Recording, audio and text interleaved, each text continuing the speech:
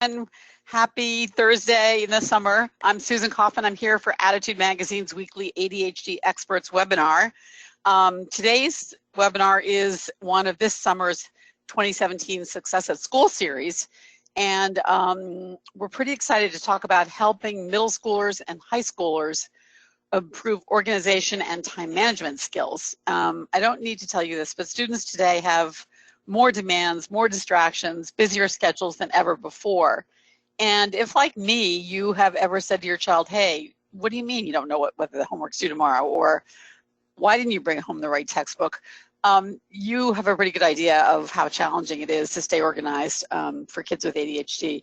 So today we're going to welcome Michelle Cooper and Michelle Gray, the founders of Student Organizers of Atlanta, Georgia, to offer strategies and tips and resources to help parents improve their children's organization and time management skills.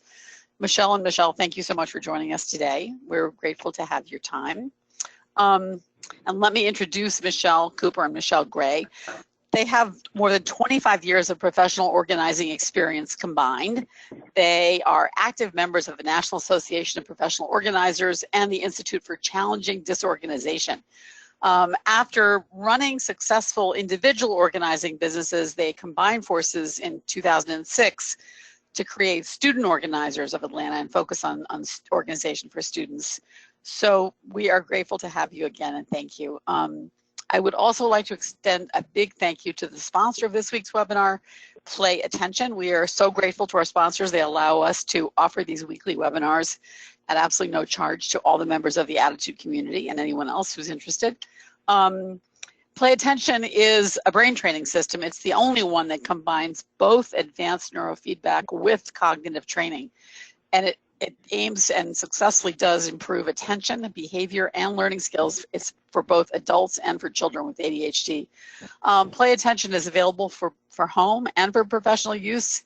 And please visit the Play Attention website for more information, www.playattention.com. So thank you, Play Attention. Thank you, Michelle Cooper and Michelle Gray. Let me just offer a bit of housekeeping. Michelle will take your questions after they finish their presentation. So go ahead and post those questions in the chat box on your screen at any time. You'll have a chance later on if things occur to you as the presentation goes forward. Their presentation is available for download right now in the handout section of your control panel. If you want to print it out, some people like to take notes with the presentation in hand. And later today, the entire webinar will be available for replay on attitudemag.com. It's attitudemag.com/webinar. You'll be able to see the webinar, download the slides, send the link on to someone else who you think would benefit from it, and that will reside there for some time. In addition, you'll find an audio of this later this month in our podcast series on iTunes. So, and then finally, a new feature. If you visit the Attitude Community Forums, you'll find a community tab, forums tab on the top navigation of our website. You'll find a topic for this webinar. You can post questions there, and Michelle will check back later in the week and try to answer some of the questions that are posted over the next few days. So we're grateful to you guys for doing that and for all of you for attending. And with that, let me turn it over to Michelle. Thank you, Susan. Good morning and good afternoon, everybody. We'd like to thank Attitude Magazine for including a ADHD Expert webinar series. Michelle Cooper and I are thrilled to share our thoughts with you. We're going to spend some time together today describing the ways in which we and you can help your students and families develop lifelong skills that will accommodate and honor their unique ADHD brains and their symptoms. So why do I emphasize families? Well, there's two reasons. All family members need to work together, and ADHD is in fact hereditary. So the chances are quite likely that others in the family are also challenged with ADHD symptoms. We're going to cover 5 different aspects of helping students with ADHD become more organized. First, I'm going to discuss a little bit about ADHD, and then we're going to move into the struggles today facing the children. And then the 3 last parts are the real meat of the presentation. We're going to understand processing styles, identify organization systems, and then work on the other types of assistance. So with that, we're going to get started, and we're on the correct slide right now with the heading Chronic Challenges. So most people on this call today are quite familiar with the chronic challenges faced by those with ADHD: attention, impulsivity, and hyperactivity in a variety of combinations for each different ADHD brain. As we prepare to share our strategies with you, it's important to keep in mind that those with ADHD have a 30% delayed development with regard to executive functioning. So in other words, an 18-year-old who is about to enter college is really functioning at a 13-year-old level. So picture yourself for a moment when you were 13. You were taken everywhere, your meals were provided, cleaning was provided, you were told when to be and what to have with you. You didn't really have that much homework, and you certainly had a lot of time to goof around. But now, all of a sudden, you're thrust into adulthood on your own. So we're going to turn to the next slide and share a little bit of numbers. You can read these on your own, but I just wanted to highlight a few points. When ADHD is diagnosed, the doctor should also screen for coexisting conditions, since they exist in 2/3 of the ADHD population. They can be neurodevelopmental, behavioral, mood disorders, and others. Typically, the strongest conditions must be attended to first, often before ADHD symptoms. We have had, for example, one student who had dyslexia. And first of all, his parents were absolutely in denial of this fact, and he had no strategies and no strategies to treat and work with his dyslexia. So really, dyslexia needs to be handled first before we could move on to teach him different organizing skills. We also have had students with oppositional defiance disorder, and as you can imagine, that most certainly needed to be addressed before we could make any headway. On the next slide, you can see the effects of ADHD drivers. As a result of the ADHD teen drivers' distractibility, which there's no denying, insurance premiums and other costs will also increase. So that's something to take into consideration. And on the next slide, talking about post-secondary education. So I want to discuss college for a moment.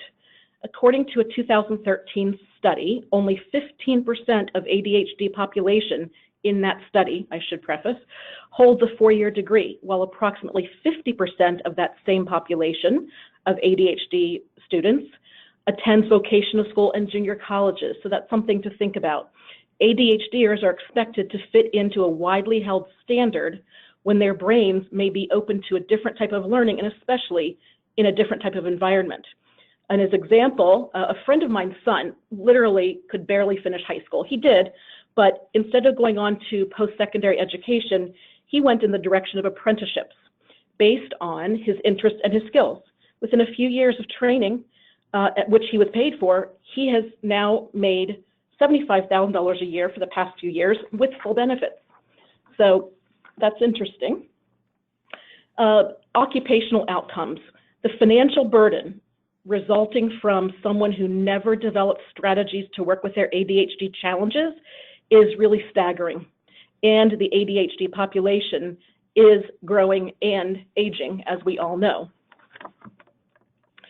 On the next slide, healthcare. Okay, we could talk about this for hours, but we'll focus just on this point, and that we understand that healthcare costs are higher for someone who struggles with ADHD. But they also tend to have more injuries and more peer-related problems. And imagine that all of this is exacerbated by their inconsistency when it comes to taking their medications. And for those of you, on the next slide, for those of you who have neurotypical brains, much of what we're going to teach you today comes naturally for you.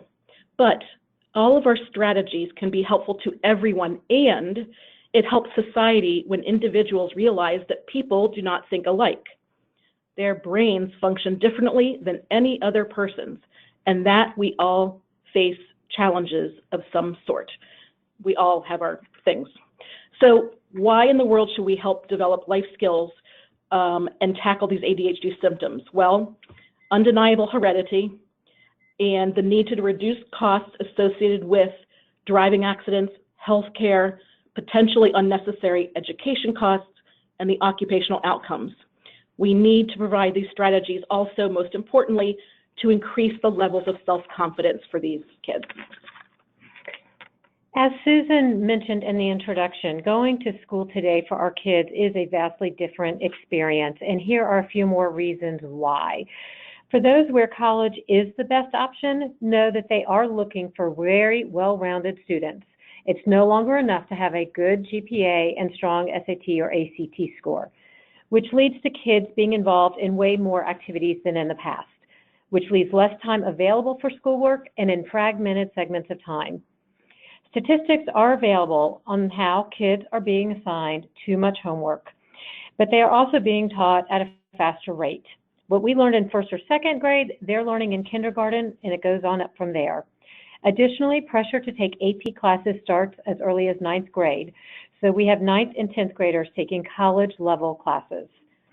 We all know that kids today are heavily distracted by social media, the internet, gaming, and the like.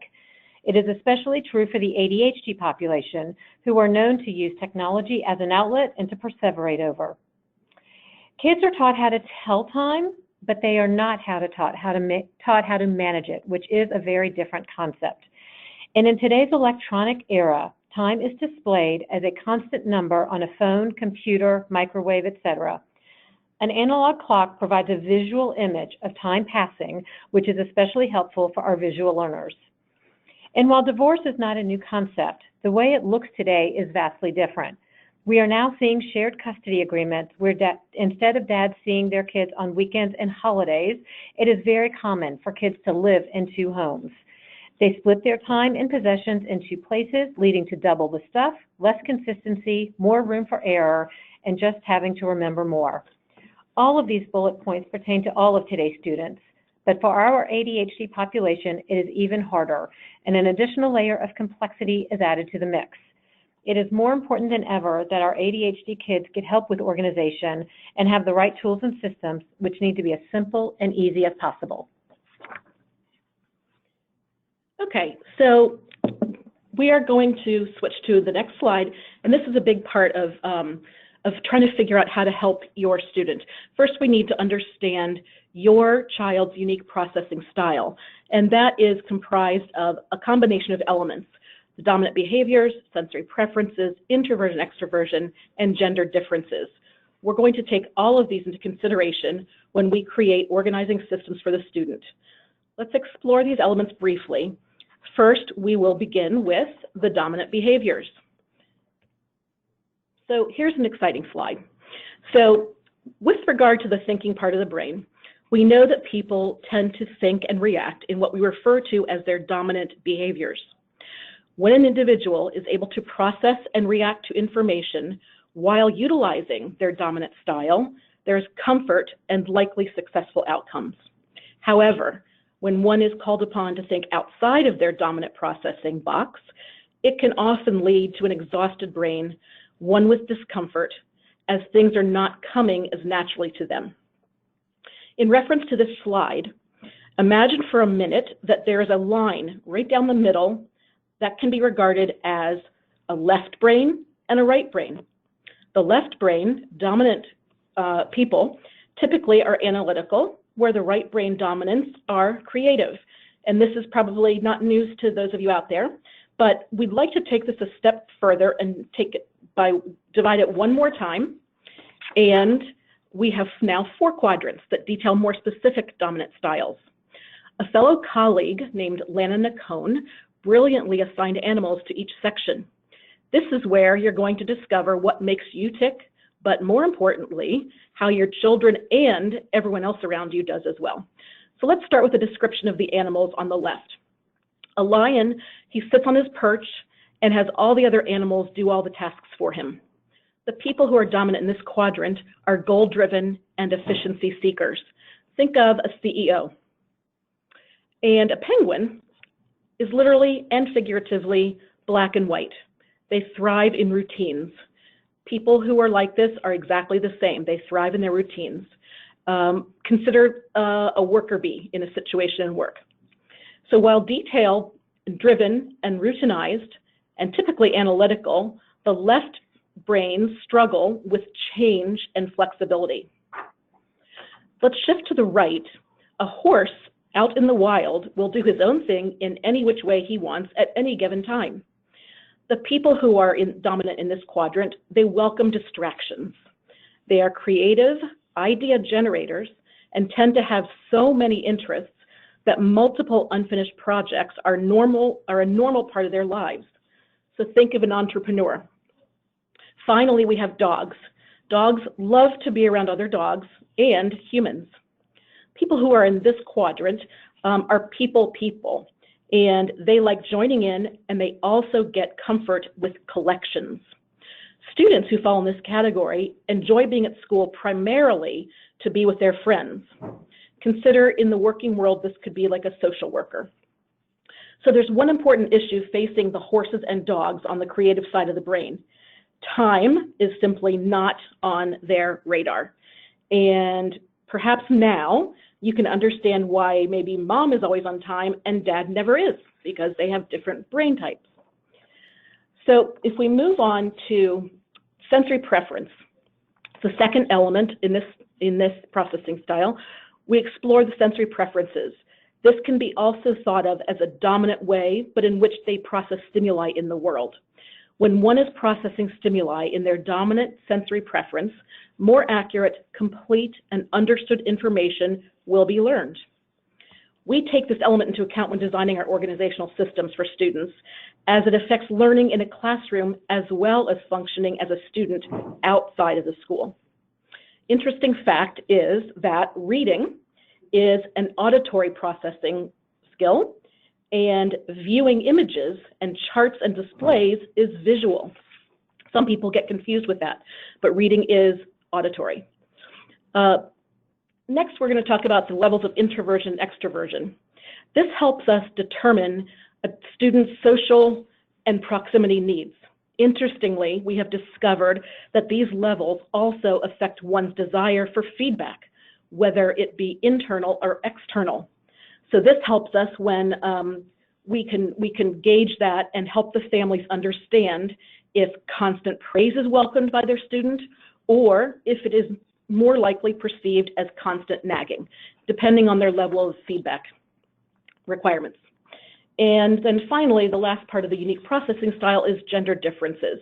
Certainly books have been written, studies have been conducted in abundance around gender differences, especially from the cognitive perspective. Sound is believed that boys do not hear as well as girls. Visual, girls are more aware of facial expressions. This is why boys respond to higher volumes and girls respond to even the slightest tone accompanied by a look. So I'm sure there's people snickering out there, but it's true. Hearing in the classroom is more challenging for boys. If you come upon the situation where the teacher says, your son is not paying attention, you might want to have him diagnosed or checked by the doctor for attention deficit. I want you to say in return, you know what, where are they sitting? If they're in the back, please move them to the front and give them another chance. They simply can't hear as well as the girls in the back. And so now what? Now what are we going to do? Well, once we've gathered evidence and opinions from students, parents, teachers, and therapists or doctors, we take all of this into consideration when we design systems that honor the student's dominant processing style. The student will ideally be operating as naturally and comfortably as possible with what we refer to as the organizational recipe. Your child's academic success is like a recipe with both ingredients and directions, which we have listed on these next two slides. Each of our children will use his or her ingredients differently and follow the directions that make sense to him or her. It is important to remember that his or her way may not look like yours or his or her siblings. What we do is determine the child's recipe by identifying the child's ingredients and directions that will best serve him or her. For now, we're going to focus on two of the most important ingredients with two of the most important directions.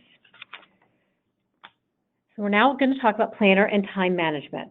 We feel strongly that these two make up the foundation upon which all other ingredients and directions depend. Benefits of having good time management skills are using time wisely and more efficiently, which frees up more time to do the activities you want to be doing. Reduced anxiety and stress when you are in control of your time.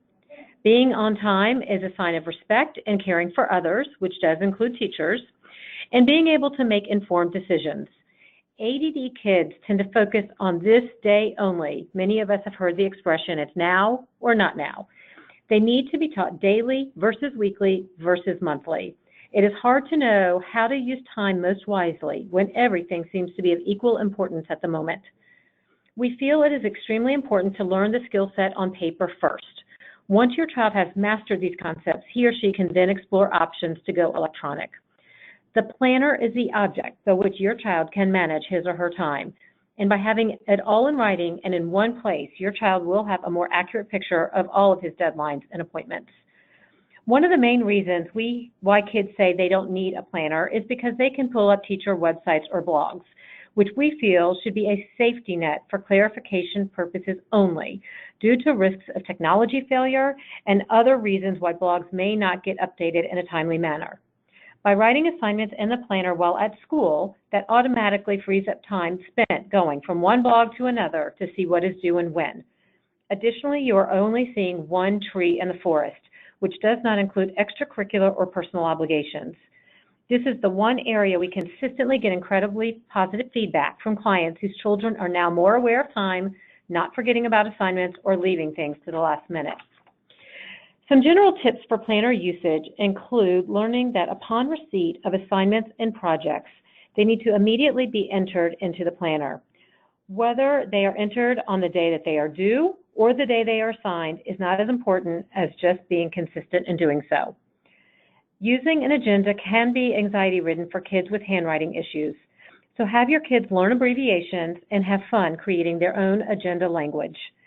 It is important that assignments and projects get chunked or broken down into very small, manageable steps with specific deadlines attached to each that are input in the planner as well. Begin incorporating non-school activities, especially activity dates and times. Parents need to have weekly sessions where family commitments are communicated to children so that they can then include them in their planners. And our social, family, birthdays, holidays, trips, etc. And also make sure that your child does schedule in downtime or social time, because those are equally as important. One of our favorite expressions when working with kids is to always look ahead. It is very important to refer to the planner several times a day and also to look to see what is tomorrow like and even next week. Help your child take note of how they feel on the days where they've used their planner versus those they haven't. Hopefully it is less stressful when they are using it. When it comes to penguins and lions, they tend to have very good time management skills. Penguins love their checklists, reminders, schedules, and routines, and a simple black and white planner will usually suffice. And lions are excellent at time management, with every minute being used towards reaching their goals. But they need more convincing, as they tend to keep the information in their heads and may need help prioritizing and confirming that their goals are consistent with the rest of the family or group. Planner usage and managing time are not innate for dogs and horses, so they need more specific direction. When it comes to planners, dogs tend to respond well to color, so we recommend colored highlighters or pens to help mark deadlines. And with horses, we recommend having either an accessible pad of paper or even stapling extra paper to the back of their planners to jot down their many ideas, brainstorming notes to self, etc. Timers, clocks, alarms, and watches are crucial to help dogs and horses be more aware of time passing.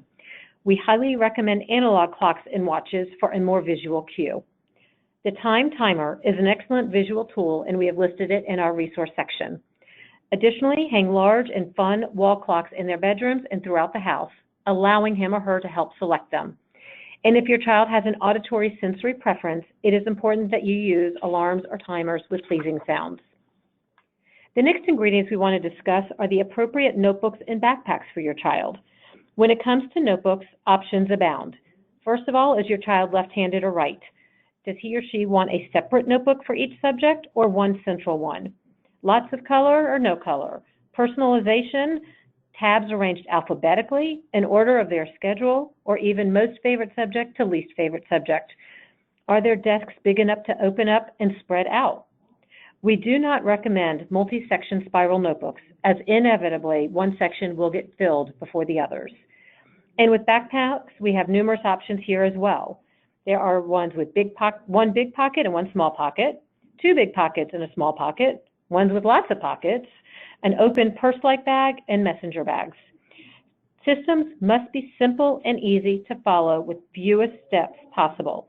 The system a child chooses isn't nearly as important as the ability to maintain and use it consistently. Start a no loose papers rule.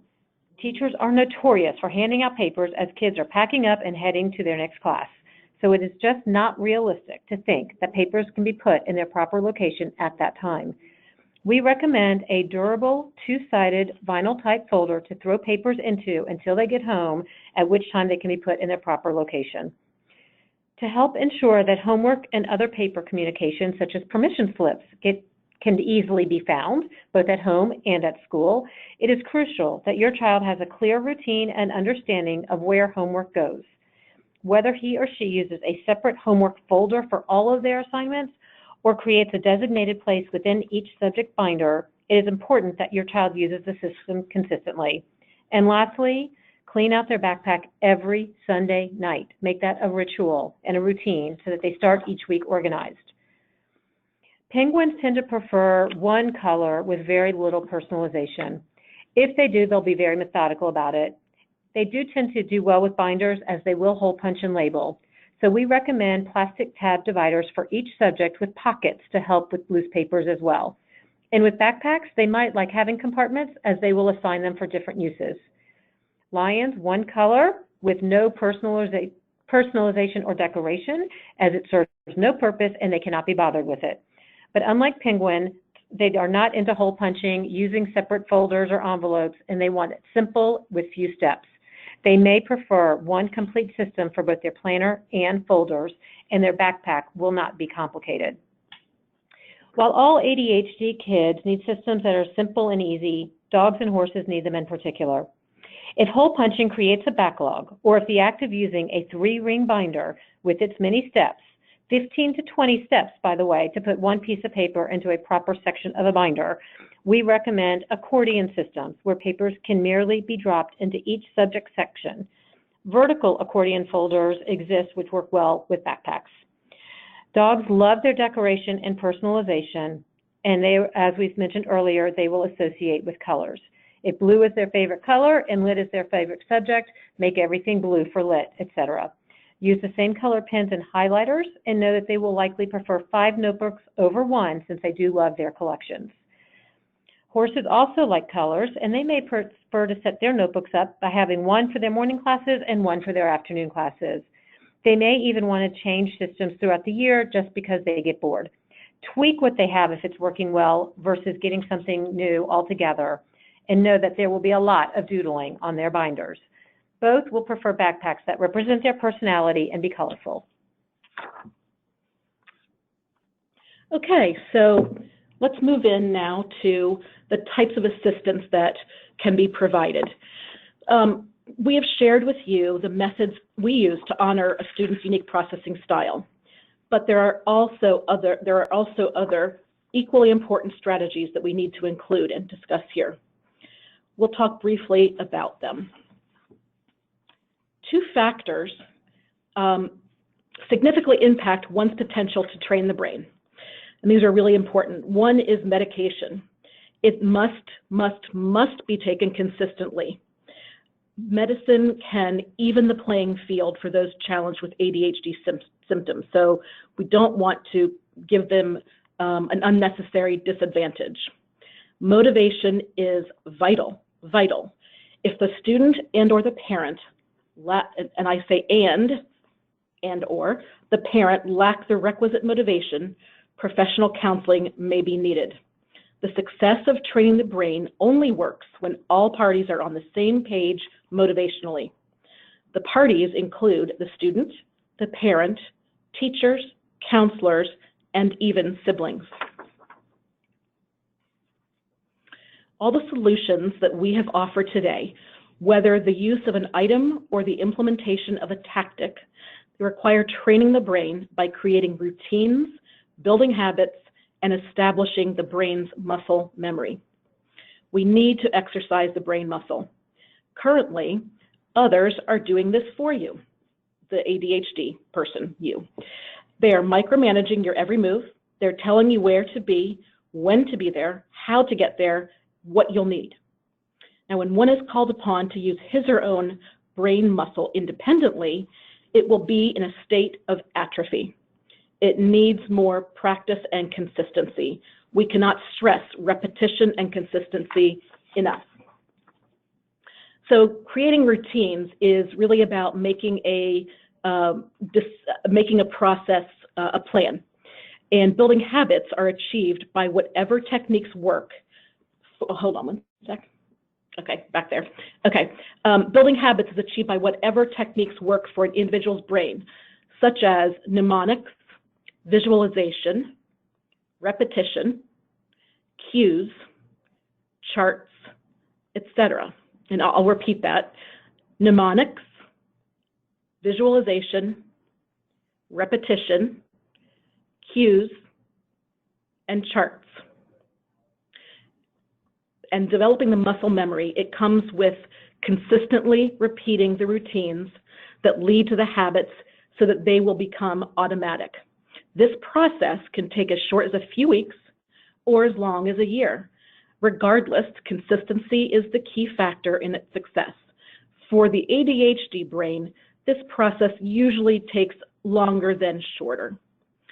So how are we going to help the ADHD brain succeed in this process of setting up routines and habits and muscle memory?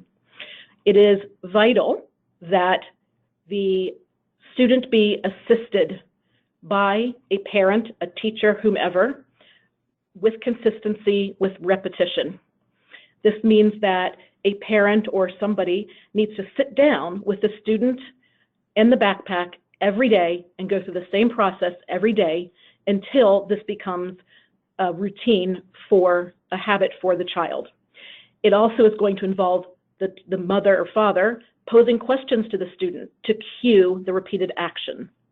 It's a much better strategy than telling them what to do. You need to ask them what they need to do next.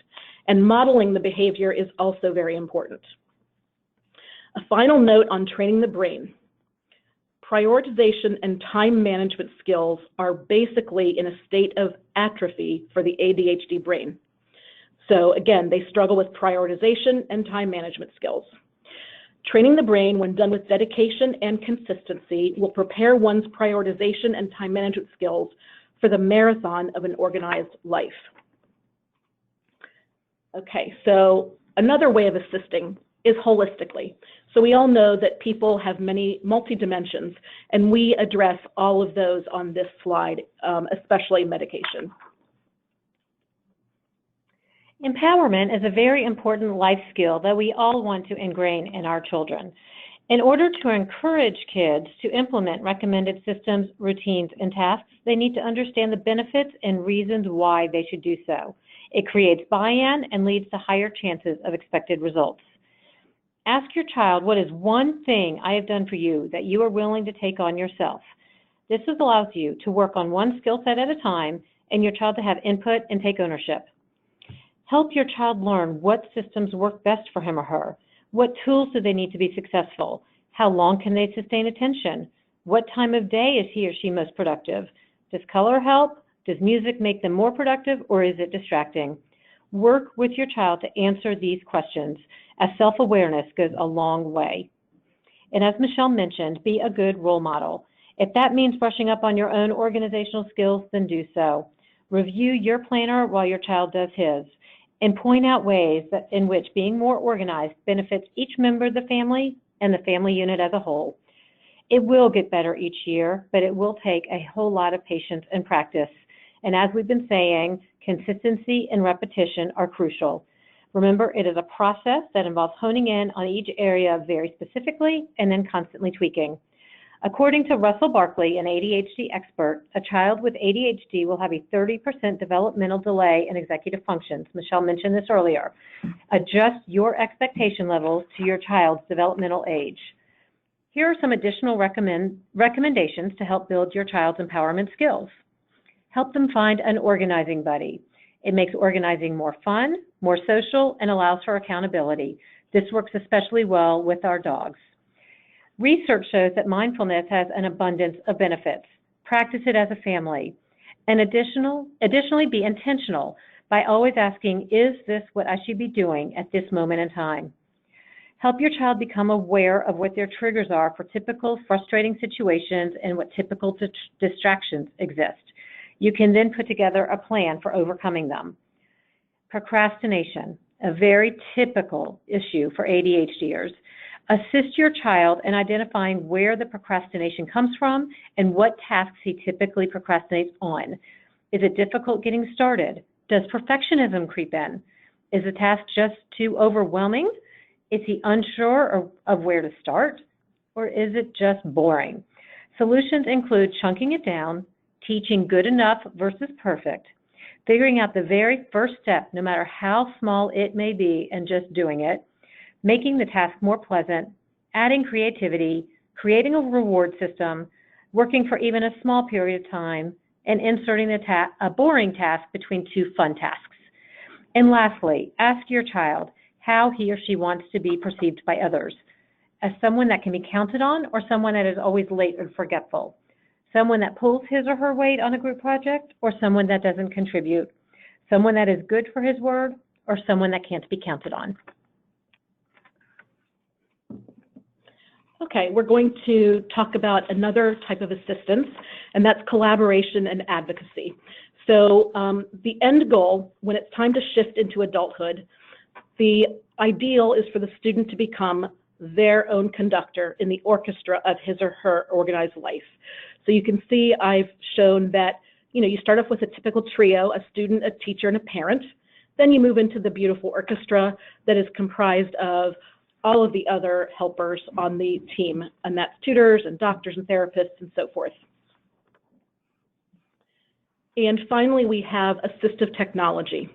So most common assistive technologies address the recording of information. We've got a lot of them listed in the resource section of our presentation. I wanted to just mention a couple of things, and that is in order to record, to help with recording, the Live Scribe pen we recommend, and Dragon Speak is another one. And then there's always the good old-fashioned tape recorder, or even using a smartphone to take pictures. In conclusion, we hope that your child can have a more successful school year by empowering confidence and developing abilities which lead to a lifetime of continued achievement, better health, both physically and mentally, productive family dynamics, and a happy, independent child. While we offer an array of services from student workshops to parent education presentations and working with schools, our main service option are the variety of individual and family assessments, which can be done in the home or virtually. We are providing you with all of our contact information. Please feel free to reach out with additional questions or for further information about our services. And if you don't live in the Atlanta area, no worries, as we can help virtually through Skype or web meetings. Thank you so much for joining us today, and we now look forward to answering your questions. Thank you. That was fascinating. Everyone listening in, please post what your major organizational challenge is with your child for school, just so we have a little record of that. And then while you're posting that, Michelle, maybe we could just turn back to the planner. And maybe you could give listeners some more granularity about how to put in place the habit of using a planner. What many people posted was that they have a very hard time getting their child in the habit of using the planner. They find a lot of resistance to the planner, and they're really looking for some strategies that they can use to help their child develop that habit that you so carefully described so well, that habit, that muscle, habit, mind muscle habit of using a planner at every moment. How does a student get from having a planner to actually using it over time and what practically can a parent do to put that into I effect? think that Michelle tried to touch on that with her list that she repeated twice about mnemonics and cues and checklists and all of that. So what we've done when we work privately is we provide our students a whole binder of tools that we use to work with them. And it is like any other habit, just like we do when we train our brains to leave the keys in the basket by the front door. And you may need to put a sign on the door or when you walk in, put keys in basket, put keys in basket, and you look at that every time. And then eventually the next thing you know, you no longer need the visual cue to remind yourself, and you do it without even thinking about it. So it's the same skill set, and you need to, again, understand your child and how they would best take in reminders. If they're auditory, then verbal reminders will be great, but if they're not auditory, then you can tell them here, there, and everywhere verbally. It's not going to sink in.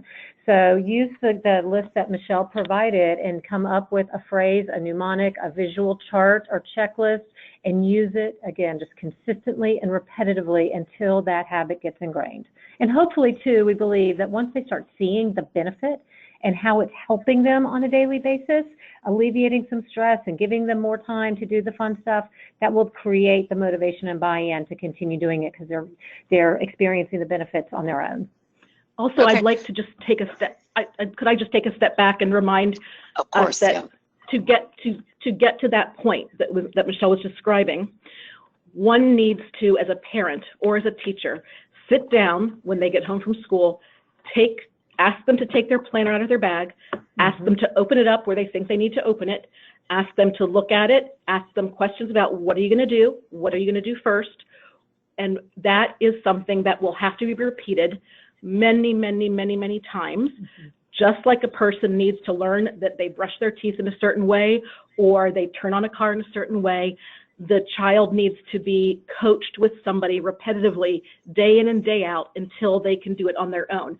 And then another thing that we like to do is we like to make a chart that each student goes through at the end of the day. And several of those things they're going to check off are going to be, did I look at my planner this morning? Did I look at my planner in between classes? Did I enter everything in my planner?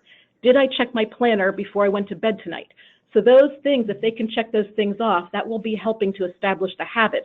And at the same time, it will be giving them positive reinforcement at the end of every day. That sounds like a great suggestion. I think the number one question that's posted here is, my child forgets to use the planner. How can I get them to write things down? How can I get them to bring it home? How can I get them to open it? So and this is where collaboration with the teachers is also helpful. If they can explain to the teacher that this is something that they're working on, and if they can help reinforce it at school, that would be extra helpful. Okay. And also the use of the fun use of the assistive technologies, that can keep their interest up to the point where they say to themselves, ooh, the teacher just wrote the assignment on the board. Yay, I get to bring my phone out now. I'm allowed to bring my phone out now to take the picture. So, sometimes assistive technologies can be interesting for those with ADHD because it's something new and different they get to do in class at that moment. The planner consistently gets lost at school. I'm getting a lot of those comments here about the difficulties using a planner. So I'm guessing. Do you? Yeah. It sounds like it's easier said than done with a kid who has a hard time with organization. Well, one of the things that is one of the ways to assist with routine and habit building is one of the techniques is visualization. So this can work with the planner also. We once had to work with a student in middle school who always forgot to bring his lunch bag home. He somehow he always knew where it was when it was time to eat the lunch, but he always forgot to do anything with it after lunch. So every day he would come home without a lunch bag. So what we would do with visualization techniques is we would just kind of walk through their day virtually with them and say, what do you do when you get to school?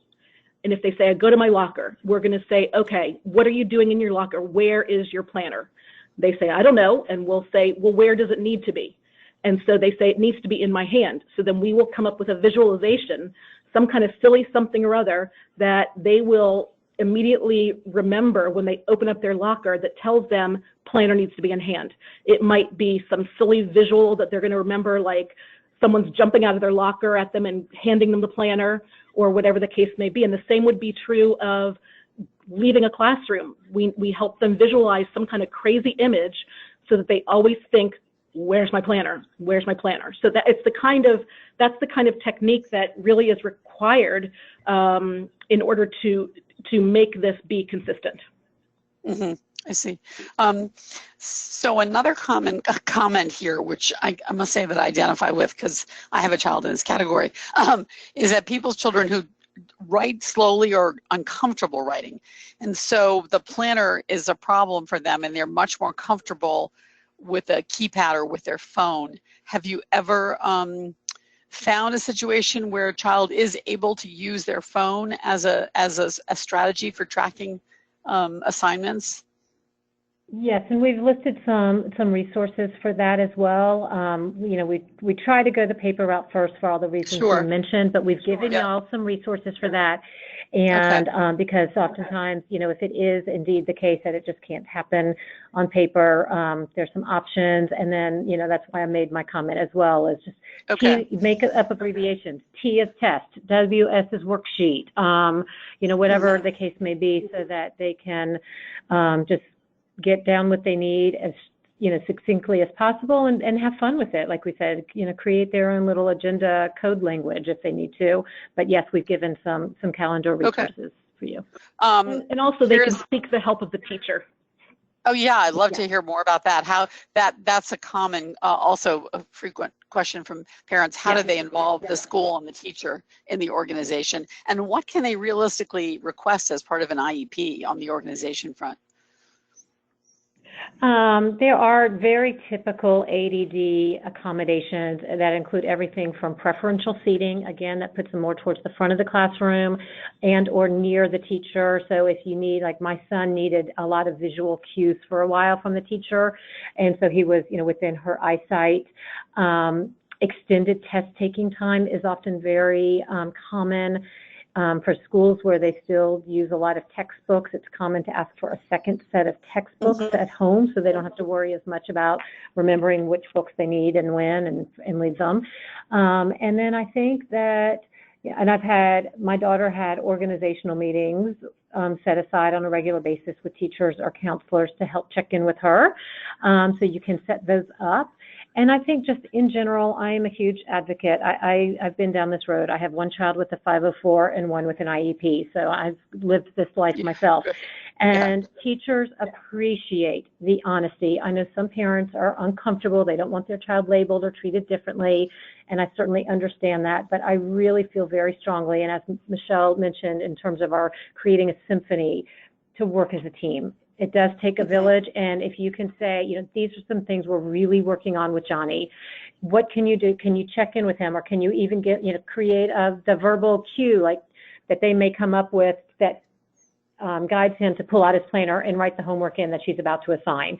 They are willing to work with you. You just need to communicate and ask and check in.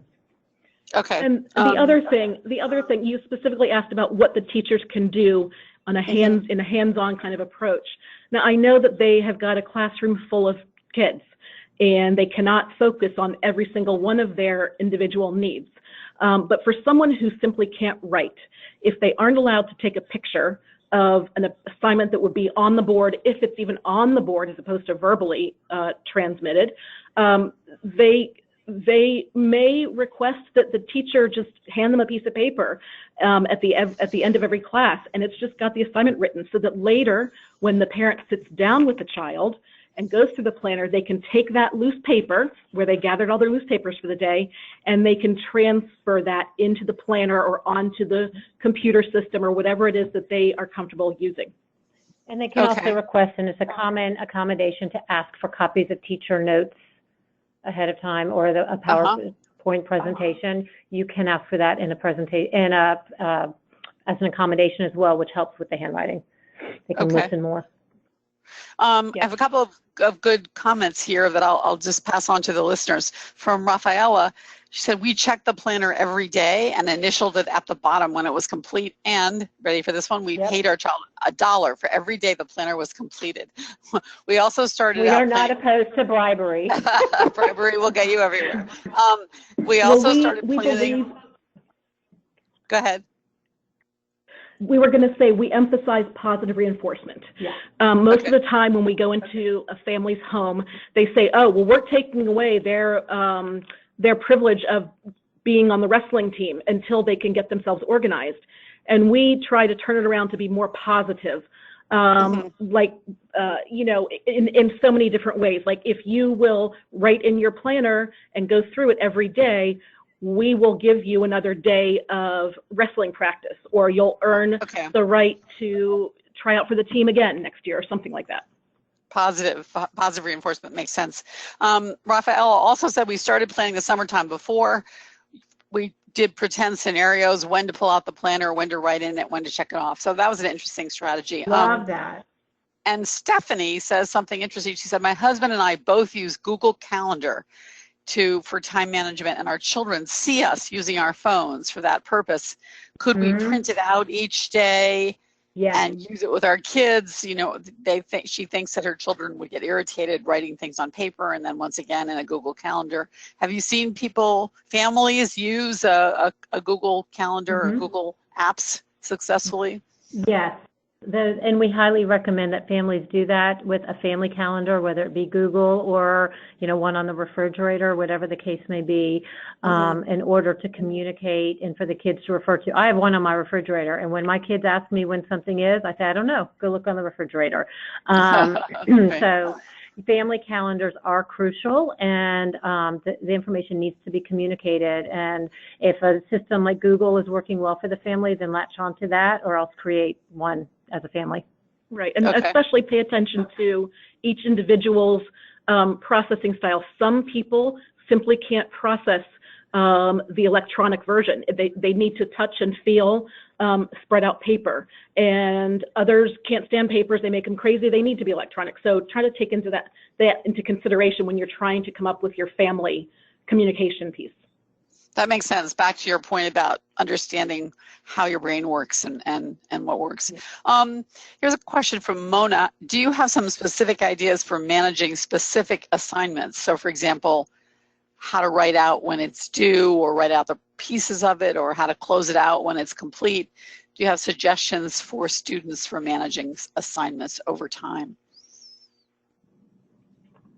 I think I'm understanding the question, but if not, please, let me know and clarify. Okay. But if you're talking about a task, what I heard is, breaking it down, and yeah, I think she's asking, closing it out. Right. How would you manage the pieces of an assignment? How would you suggest managing an assignment? So we use project planning worksheets with our kids, and it's not complicated, but we have some sheets that we use where we literally will take something, chunk it down into the smallest steps possible, and then discuss how long we think each step will take, and then we input those into the planner so that they have their deadlines, and then as they're done, and we are huge proponents too of crossing things off when you do them. If anybody's even remotely like me, I will write something down just so I can cross it off. And there is, for a large percentage of people, some satisfaction. So, as they go and as they've completed each task, to check it off is a feeling of accomplishment, and then they know where they are in the project. And if we talk about more of the short-term homework, like sitting down for one evening, doing your math assignment. So as a parent, you can sit down with them and say, okay, look, you've got math. We see what it is. How are you going to start? Then what are you going to do? How will you know when you're done? When you're done, what are you going to do with the worksheet that you have just completed? And that steps them through the beginning, the middle, and the end of the process. And so again, they then become able to ask themselves when they sit down to do any homework, what do I need right now to start? What does it mean to do it? And most importantly, what do I do with it when it's done? That's really important. The being done part is really difficult for a lot of the horses out there because they get so bored and they think of something else to do that they forget to finish up a lot of their tasks. So it's very important to follow up with, now what are you going to do about it? Where is it going to go so that you can hand it in? Okay, yeah. I mean, the famous homework gremlin that we hear about a lot, where the homework somehow gets done but just never gets turned in, right? I mean, that seems to be a Right. common. So we had a whole section of our presentation to address this, but we had just had so much, we had to make some edits, as we say. But I will say that in our definition of doing homework, homework is not done until every assignment is in its proper homework location. Everything is packed up in the backpack, which is zipped up and sitting by the door to go out the next day. That's when homework is done. Right. Not just to say, oh, I did all the worksheets, I did all my reading, and it's still scattered all over the kitchen table or wherever. As assignments are completed, put them in their proper location, put that stuff away, pull out the next subject. So that will help Mark when you're completed too. It's completed when it's put away. And the good news is that as the students age and progress in the levels of the grade levels, they're going to be asked to hand in a lot of their homework online. Correct. So that's going to take that one difficult part of handing in homework away. The physicality of the handing in the homework is going to be taken away by the electronic submission of the homework. So every child, I can imagine, is going to know, when I'm done with this, press send. They're not going to not press send because there's a sense of satisfaction by hitting send. And I don't know any student who doesn't know that the send part is crucial. So that's good for the people who are getting into the older grades. Yeah, well, there are a couple of people here. Marie, who says that their son makes a digital scan of completed homework and then emails it in case he loses the paper. Another person, Melissa, says our teachers allow emailing homework. It's great. So just as you say, avoiding the whole losing the paper phenomenon makes sense. This project planning worksheet that you mentioned is very intriguing to the listeners, and they wondered if you have anything that you might share with them, or a place where you suggest that they find a project planning worksheet. So a project planning worksheet, as Michelle said, doesn't have to be complicated. Imagine, if you will, that you have a task to plan a party, okay? So the top of the worksheet would be plan a party. And then what you would do is you would just start spewing out of your brain all the things involved with planning a party. You've got to get the decorations, you've got to figure out the invitation list, you've got to go buy the invitations, you've got to find their addresses, et cetera, et cetera. So you start listing all those things out. While you're listing the things out, then you might want to assign the amount of time you believe it will take to complete that part of the task, of the project. Once you have made this whole list and you feel like you've just, explored all different aspects of it, then you need to kind of order it and put it into your calendar. So for example, I'm guessing the number of people you'd want to invite in the invite list. That's probably going to be a first step because it will determine so many other things. So you want to look at your list and you'll say, how long did I think it's going to take me to come up with the address list, with the invitation list? I thought about an hour. So where can I find an hour in my day, week, month, whatever the case may be, to work that hour on finding the address list? And then you continue down the road until you get to the end where you're finished, and turn it in. That's always an important part. Turn it in is the last step, or complete the project or have the party, whatever the case may be. It should be very simple, but it's all about chunking down this large project into small, measurable, easy to complete tasks and fitting them into your life, into your calendar. You can just use a simple blank piece of paper. It doesn't need to be fancy. And some brains will automatically, like mine most likely, would list things pretty sequentially.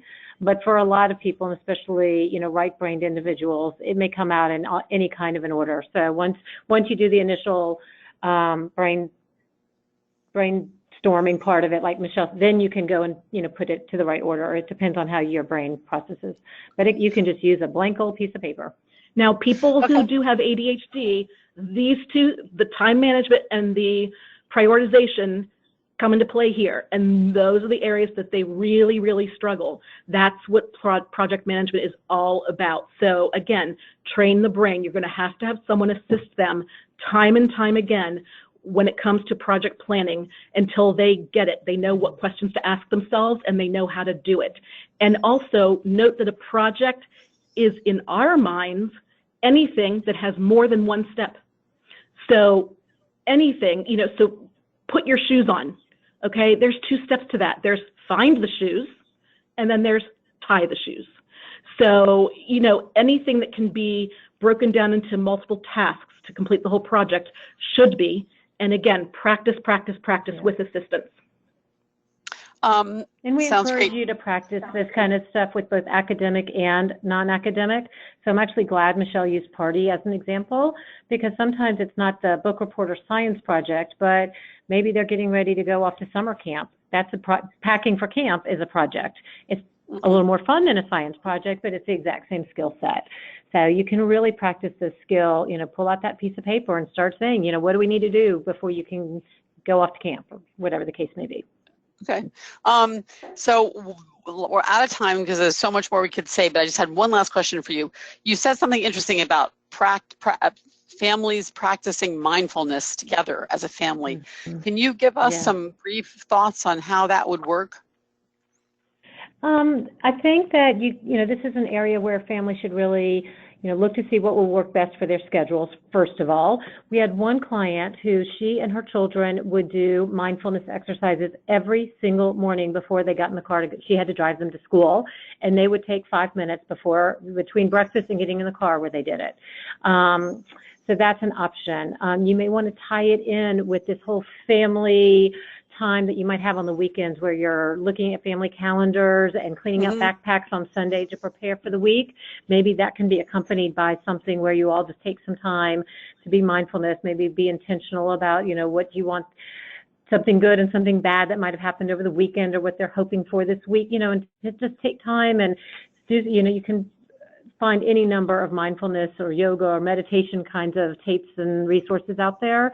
So, look and see what would be So well received by the family, and schedule it in. Absolutely. But tie it into something maybe that you already have planned. And there's a micro level also to mindfulness, and that is at any moment in any time, you always need to be asking yourself and be mindful of what is it that you're doing? What are you supposed to be doing? And is this what you should be doing? And an example is when you're in the shower, why don't you, instead of thinking about 1,000 other things, think about what do I do next in the shower? Now, all of this comes naturally for all of us because it's routine, typically. But have you ever sat in the shower and said, what do I do next? What does this feel like? I wonder, am I doing this right? And what comes next? But you know what? Everybody in the shower, I can guarantee, is thinking about 1,000 other things going on instead of being mindful.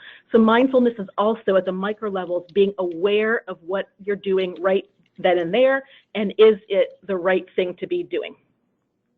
Okay, with that, I'm going to have to sign off. This was incredibly useful. I know that everyone would love to have several more hours of your time. I hope you will all listen, download the slides, listen to this webinar again, because there's a lot here, and visit the Attitude website to the forums, find the thread on this webinar and post questions and share ideas among yourselves, because you've all posted a tremendous number of interesting ideas. Thanks all, and have a great week. Thank you. Bye-bye. Thank you.